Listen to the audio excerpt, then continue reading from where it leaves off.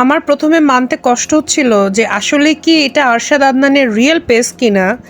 দেখলাম যে এটা আরশাদ আদনানের রিয়েল পেজ এবং সেখান থেকে সে স্ট্যাটাস দিচ্ছে নকল পণ্যের বাজার সয়লাভ। হ্যাঁ ভাই, ভয় পাইছি এত কপি এবং নকল দেখে। দেখেন এখানে আমার কথা হচ্ছে উনি শাকিব খানকে নিয়ে আর্ট ফিল্ম বানাতে চাইছে।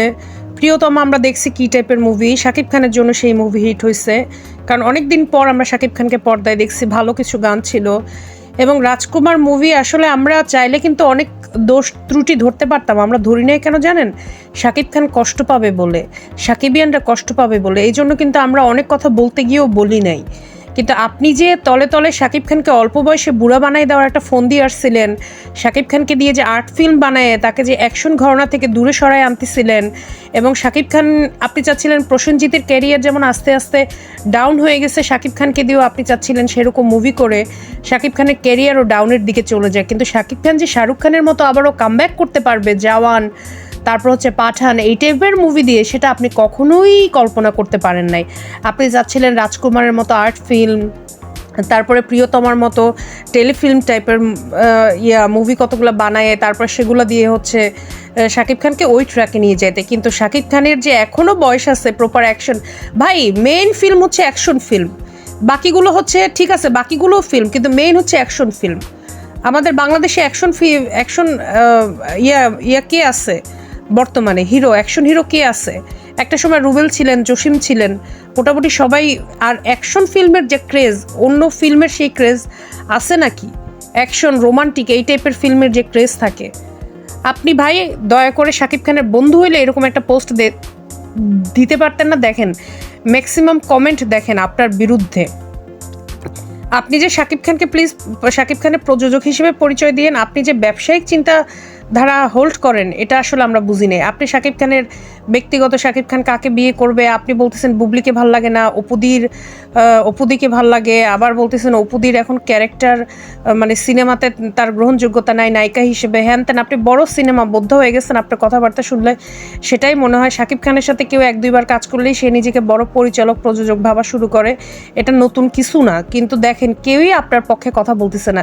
এত বড় একটা বিগ প্রজেক্ট যেখানে সবাই সুনাম করতেছে, সেখানে আপনি কিভাবে পারলেন এইরকম একটা স্ট্যাটাস দিতে? আপনি বলেন, আপনার তো হাতে ঘা লাগার কথা না? নাকি আপনি তুফানের মতো কোয়ালিটিফুল রাজকুমার দিতে পারেন নাই দেখে এখন এই কথা বলতেছেন? আমরা বুঝি, আমরা তো বলি যে শাকিব খান যদি হেঁটেও যায় কোনো ফিল্মে, ওই ফিল্মও অনেকে দেখতে যাবে, এটা শাকিব খানের যোগ্যতা। কিন্তু শাকিব খানকে প্রপারলি ইউজ করতে পারছে একমাত্র রায়হান রাফি, এবং যেটা আপনার সহ্য হচ্ছে না। এটা আমি ক্লিয়ারলি, আপনি বলতে যাচ্ছেন শাকিব খান এই বছরই থিতু হবে। কেন রে ভাই? শাকিব খানের তো একটা বউ আছে না, বুবলি ভাই, 2টা বাচ্চা, এখন যদি নতুন করে আরেকটা বিয়ে হয়, এই লোকের লাইফ তো মনে করেন সে তো আরও ঝামেলায় ঢুকে যাবে। আপনি বুবলির সাথেই ঠিক করাই দেন না সম্পর্কটা। সে একটা ভালো মেয়ে, সে একটা মুসলিম মেয়ে, সেও অনেক ভদ্র আমরা যেটা দেখি। আপনি তার সাথেই সব কিছু ঠিকঠাক করে দেন না। আপনি এখন শাকিব খানের ব্যক্তিগত বিষয়গুলোও ঠিক করার দায়িত্ব নিচ্ছেন। তারপর হচ্ছে ভাই এভাবে তো হয় না, এটা তো আমরা আশা করি না। আমরা তো আপনার নাম কোনোদিন শুনিও নাই, এই শাকিব খানের কারণে আমরা আপনার নাম শুনছি। ভাই শুধু 5 কোটি 10 কোটি টাকা সিনেমার লগ্নি করলেই হয় না। আপনি যে 5 কোটি টাকা রাজকুমারে ইনভেস্ট করছেন বলতেছেন, সেগুলো তো মনে হয় আমেরিকায় যাওয়া আসার ভাড়া আর হোটেল খরচই লেগে গেছে। একটা কোনো অ্যাকশন সিন ছিল না। আপনি নাকি 80 লাখ টাকা দিয়ে একটা অ্যাকশন সিন করছেন, যেটা নাকি বাংলাদেশের একটা মুভি বাজেটের সমান। কোথায়? পরে নাকি এবার বলতেছেন যে সেই অ্যাকশন ফিল্মটা নাকি ফেলে দেওয়া হয়েছে। তো যদি ফেলেই দেওয়া হবে, তাহলে সেই অ্যাকশন ফিল্ম মানে সেই অ্যাকশন দৃশ্য রাখলেন কেন? আবার বলতেছেন বুর্জ খলিফায় হ্যান ত্যান। ভাই অনেক কথাই তো বলছেন, কিছুই তো আদতে দেখা গেল না। এমনকি আপনি ভয়ে হচ্ছে ট্রেলার রিলিজ দেওয়ার কথা ছিল, নিজের মুখে বলছেন ট্রেলার আসবে, সেই ট্রেলার পর্যন্ত সিনেমা মুক্তির আগে রিলিজ দিতে পারেন নাই। আবার এখন আসছেন এই কথা বলতে। ম্যাক্সিমাম কমেন্ট হচ্ছে আপনার বিরুদ্ধে। সরি টু সে, আপনার প্রতি আমার আর রেসপেক্ট অনেক কমে গেছে, অনেক কমে গেছে।